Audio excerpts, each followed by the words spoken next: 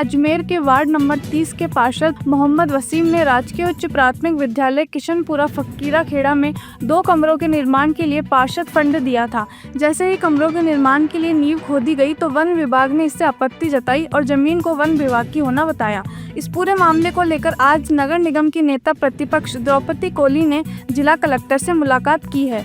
कोली का आरोप है कि विकास के कार्यों को होने नहीं दिया जा रहा है, जबकि ये जमीन PWD के अंतर्गत आती है। पूरे मामले को लेकर द्रौपदी कोली ने जिला प्रशासन और वन विभाग पर दबाव में काम करने का आरोप लगाया है। खेड़ा में सरकारी स्कूल बनी हुई है, 8वीं तक उसमें स्कूल चल रही है और बाउंड्री वॉल बना हुआ है पूरा। तो उसमें टीचर्स ने और अध्यापकों ने कहा कि भाई बच्चों को जगह कम पड़ती है, बारिश में बेचारे बाहर भीगते रहते हैं, कई बार धूप में गर्मी में भी उनको बाहर में क्लास लगानी पड़ती है। तो प्रिंसिपल ने हमारे क्षेत्रीय पार्षद को कहा कि आपके फंड से थोड़ा बहुत काम करवा दीजिए। तो क्षेत्रीय पार्षद ने अपने फंड से 22 लाख रुपए का फंड इश्यू करके उसमें 2 कमरे बनवा रहे थे। अब इतने दिन से तो कोई इशू नहीं था, जैसे ही कमरों के लिए बुनियाद खोदी गई 2 कमरों के लिए, वन विभाग उठकर आ गया कि ये ज़मीन हमारी है और वो काम बंद करवा दिया। जबकि पहले से उसमें जब नगर निगम ने NOC मांगी थी, वो ज़मीन तहसीलदार से जब सीमांक ज्ञान करवाया गया तो PWD की ज़मीन थी। PWD से भी हमने एप्लीकेशन दी, उनको कोई आपत्ति नहीं है, नो ऑब्जेक्शन सर्टिफिकेट उन्होंने हमको दिया कि हमें कोई आपत्ति नहीं है। और तब हमने काम चालू करा और अब उठा के स्कूल में वन विभाग आ गया कि ये कमरे नहीं बनेंगे। तो अगर ऐसे स्कूलों में अगर ऐसे काम नहीं करने दिया जाएगा, सरकारी स्कूलों को इससे उन्नत नहीं किया जाएगा, तो बच्चों के भविष्य से खिलवाड़ किया जा रहा है। तो हम ये चाहते हैं, हमने कलेक्टर साहब को दिया, लेकिन कलेक्टर साहब के लग रहा ऐसा है कि जैसे कोई उनके ऊपर कोई प्रेशर है, वो उसमें स्कूल नहीं बनने दिया जाना चाहिए। बातों से ऐसा लग रहा है, वो कह रहे हैं सेंटर से बात करेंगे, उससे बात करेंगे, बैठा के आपकी बात करा देंगे, जैसे हमारा और वन विभाग का कोई झगड़ा हो गया और कोई समझौता करवा रहे हैं ऐसा हमारा। जबकि हमारा कोई वो नहीं है, हम तो केवल एक शिक्षा के लिए 2 कमरों का उसमें भवन निर्माण करवा रहे थे।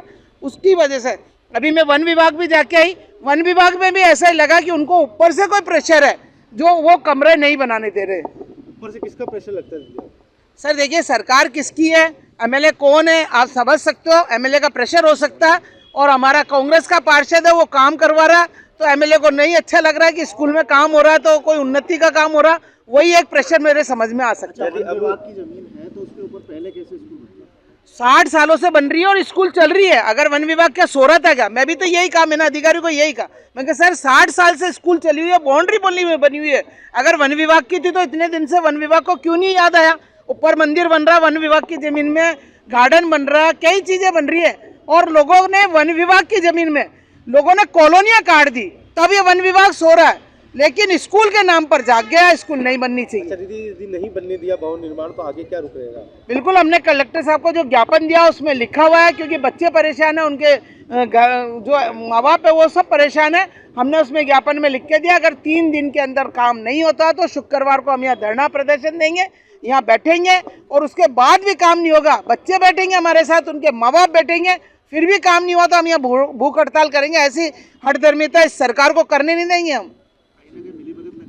बिल्कुल मिली भगत है, लग रहा है क्या, पता लग रहा है ना, इतने दिनों से काम सब कुछ हो रहा था, आज कमरा बनाने लगे तो मिली भगत से कमरे को रोक दिया। अरे भाई, वन विभाग पर लोग अतिक्रमण कर रहे हैं, उनको रोको ना, स्कूल को क्यों रोक रहे हैं? यही कहना चाह रहे हैं।